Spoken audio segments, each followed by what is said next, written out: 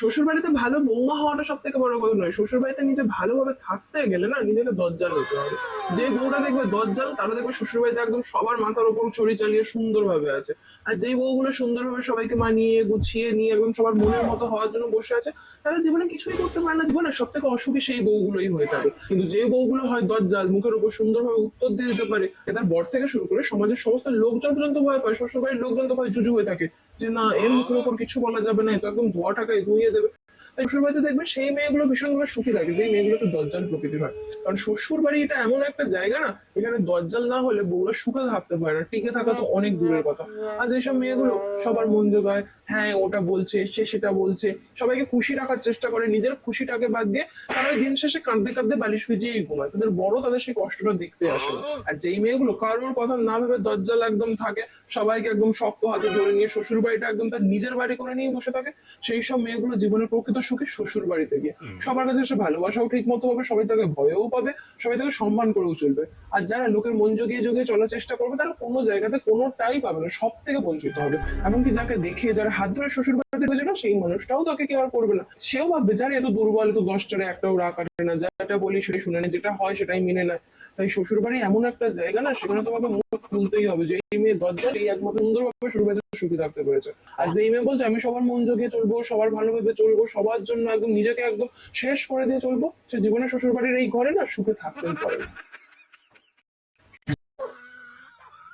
আপন লোকরাই দেয়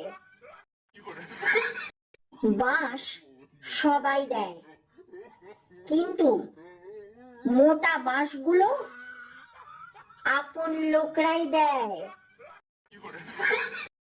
এখান থেকে কি শিক্ষা পাওয়া গেল? কারোর সঙ্গে ভদ্র আচরণ করলে সেখানে কোনো স্থান পাওয়া যায় না, সব সময় অভদ্র আচরণের জয় হয়। তবে এটা ঠিক, উপরবেলায় একজন বসে আছেন, অভদ্র আচরণ, অসৎ কর্ম, জোরজার মুলুকতার করে যারা জীবনের লোককে মস্তানি দেখায়, অত্যাচার করে, এইভাবে জীবন পরিচালিত করে সুখী জীবন অনুভব করে, তাদেরকে ওপরবেলা এমন কম্বল ধোলায় দেয় যে তাদের আর ফিরেও দাঁড়িয়ে তাকাবার ক্ষমতা থাকে না। কোমর খোঁড়া, হাত খোঁড়া, পা খোঁড়া, বাক বন্ধ হয়ে তারা বসে থাকে। আর এই দুর্ব্যবহারের জন্যে তারা সবারই কাছে লাথ খায়, কি ছেলের বউ, কি স্বামী, কি বাপের বাড়ি ভাই ভাইয়ের বউদের কাছে লাথি ঝেঁটা, ঘর থেকে বের করে দেওয়া, তাড়িয়ে দেওয়া, তাতেও তাদের কোনো লজ্জা শরম প্রেস্টিজ থাকে না। মোদ্দা কথা হলো, অভদ্র আচরণ যারাই করে তাদেরকে লোকে কেউ ভালো চোখে দেখেও না, তাদের স্থান হয় ওই ডাস্টবিনের জায়গা, না হলে পাপোশ।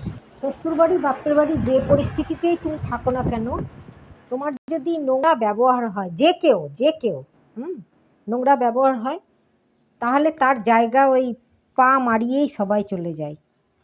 সম্মানটা তার ওইখানে, যতই সে সম্মান নেবার চেষ্টা করুক আর গায়ে পড়ে মিশুক না কেন, অভদ্র আচরণের জন্য তার জায়গাটা ওই, তাকে কেউ পাত্তাও দেয় না, সম্মানও করে না, মনে জায়গাও দেয় না। মস্তানি দেখিয়ে ভালোবাসা মনে জায়গা পাওয়া যায় না কখনোই।